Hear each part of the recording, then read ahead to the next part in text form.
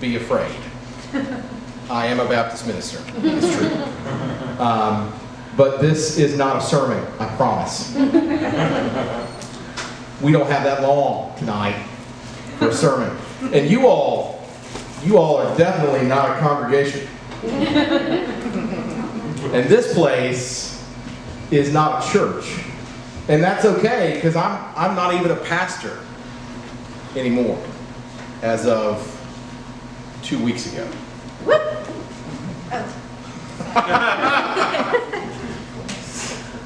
So, sometimes the sacred is interrupted. And you get an invitation that completely changes your life. And that's what happened to me. I got a call on Saturday morning.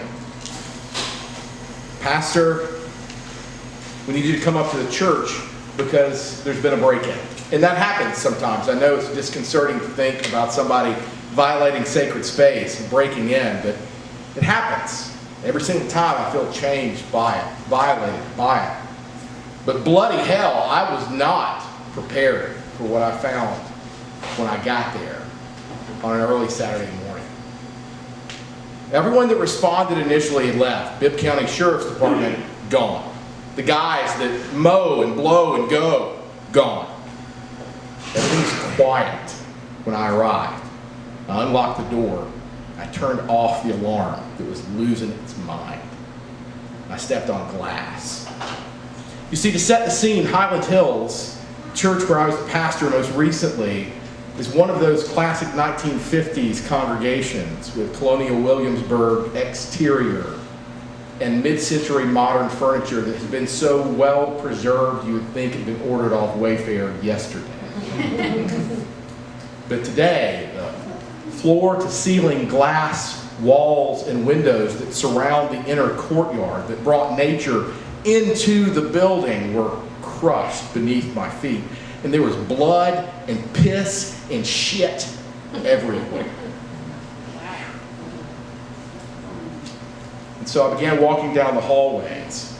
I couldn't help but to think about all those hymns that I learned growing up in Southern Baptist Church as a child. There's power in the blood.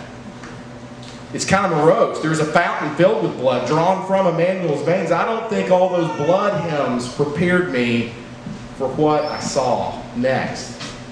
A pile of blood in our fellowship hall, as big as a body. So I am no scientist. I'm a word guy. But I watched a lot of CSI when I was a kid. And reconstructing the scene, here's what we think happened. When the mowing, blowing, and going guys started up their motors, a large doe was in the center of the courtyard. And she got spooked. She shot through one of those glass windows of untempered 1950s glass.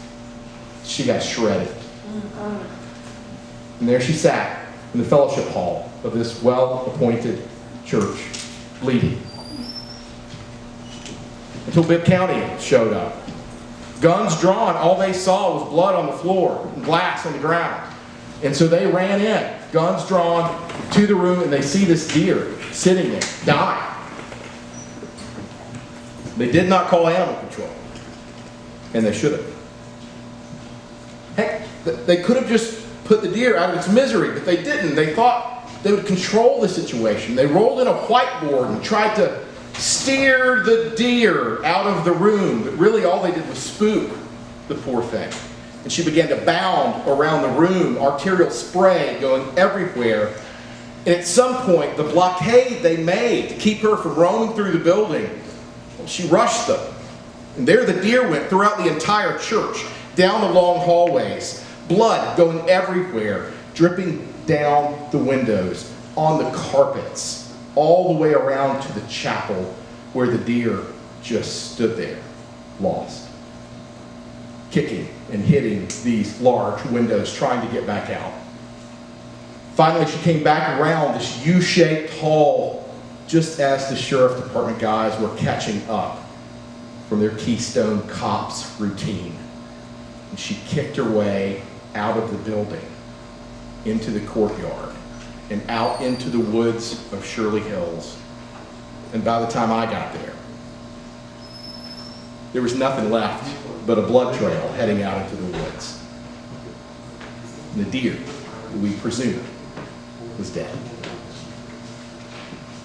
Now, seminary doesn't prepare you for these things, but there's a host of things that seminary doesn't prepare you to do, like actually lead a church of people who started a church in the 50s with 1950 sensibilities in 2021. But you do what you can with what you've got. You clean up the bloodstains. You acknowledge the brokenness. And you do what you can to mend the world. So we did. We boarded up the holes. We cleaned up the glass. We walked over the blood. We called our insurance company. Story for another day. And we found that we had been changed and broken and stained by this experience because churches are not prepared for the wild to come into their midst.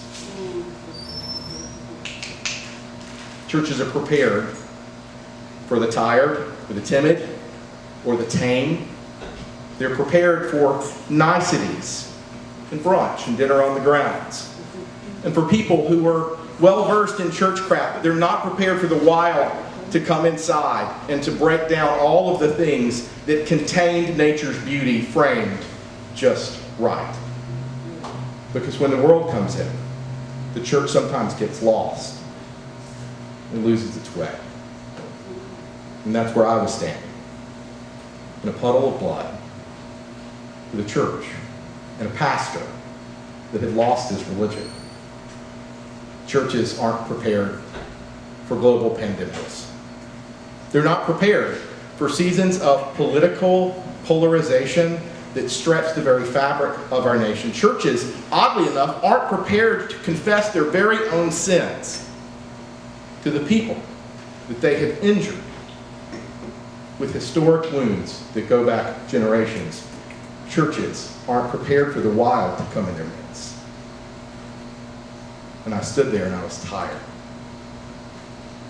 And I realized that I wasn't cleaning up from just the deer.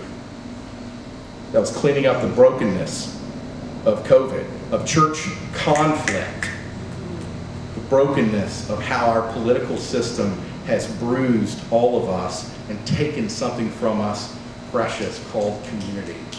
And I was nearly done.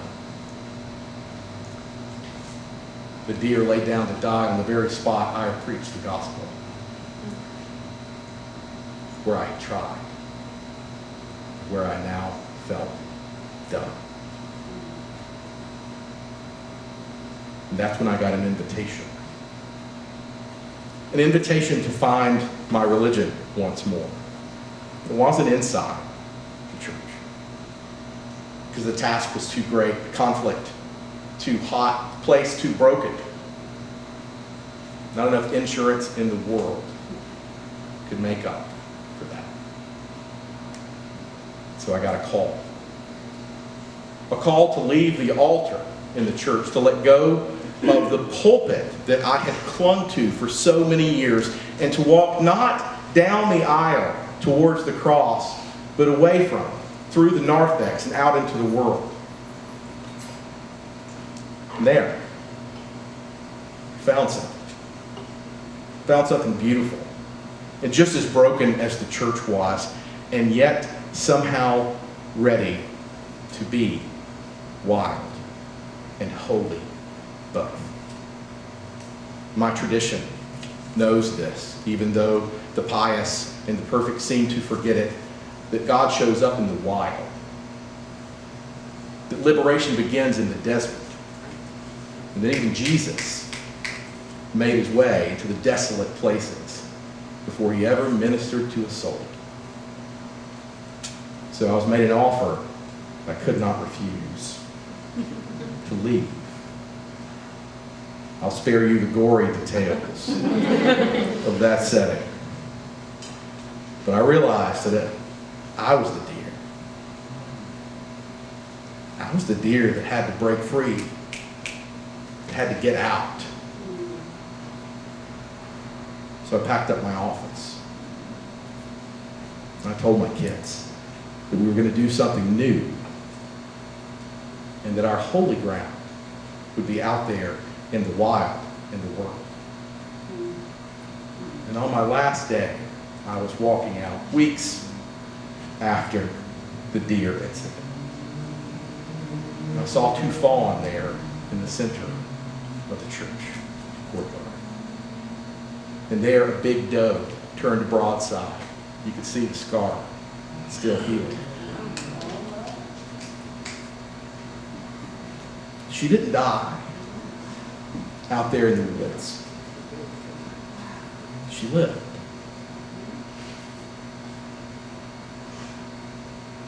And is this place not sacred? Are you not bearing witness to something that is true?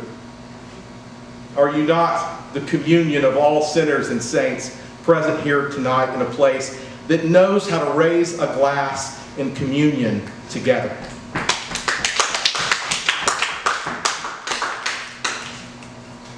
Is this church in the wild not our altar in the world? And am I not your pastor in this moment?